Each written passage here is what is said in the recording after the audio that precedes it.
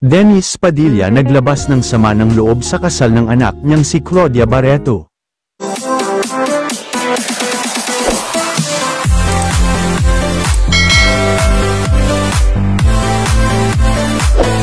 Ikinasal na noong April 8 ang dating singer na si Claudia Barreto sa longtime boyfriend na si Basti Lorenzo kasabay ng kanilang 10th anniversary. At ipinagmamaktul ito ng ama ni Claudia na si Dennis Padilla dahil hindi siya ang naghatid sa anak sa altar base sa nagkalat na TikTok videos.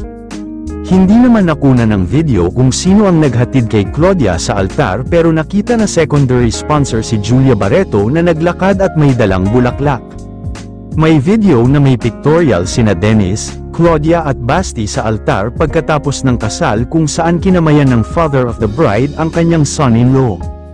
Anyway, pagkalipas ng isang oras, pagkatapos siguro ng kasal ay may picture post si Dennis sa kanyang Instagram account na nakasulat sa isang yellow pad.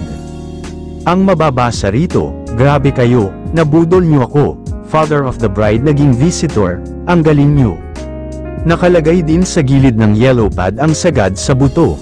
Ang caption ng aktor sa kanyang post ay, "Finish, broken heart emoji." Maraming nag-react na netizens sa post na ito ni Dennis, narito ang ilan. "Sir, you should be silent, the more you this they will hate you on posting on public.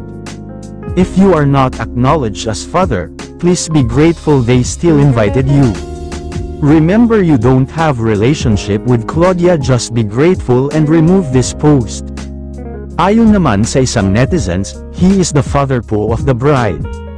Sagot naman ng isa, "Kahit na mom those kids grew up, without him, they don't have relationship father-daughter bonding, he should respect Claudia's choices."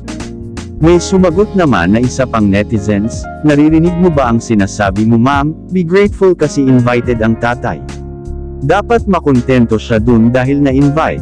Okay ka lang, tatay yan kahit pagbalik-baliktarin mo man ang mundo ama yan, kung ano man ang naging kasalanan di ba gustong bumawi, nag-effort naman siya." Samantala sa ngayon barado na ang nasabing post ng comedian actor at wala pa ring balita sa side ng anak na si Claudia tungkol dito.